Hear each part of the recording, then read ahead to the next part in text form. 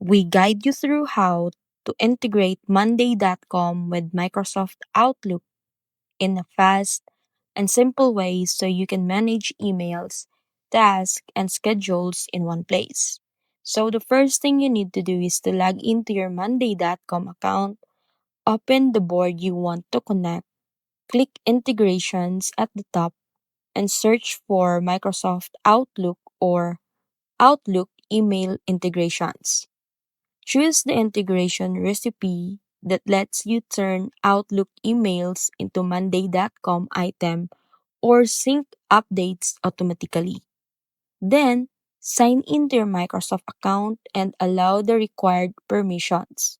Once connected, select the Outlook folder or email trigger you want, map the email subject, sender, and content to your Monday.com columns, and save the automation. To manage tasks better, you can also add due dates, assign workers or owners, and link emails directly to item so nothing get lost. And finally, test the integration by sending a sample email and checking if appears correctly on the board.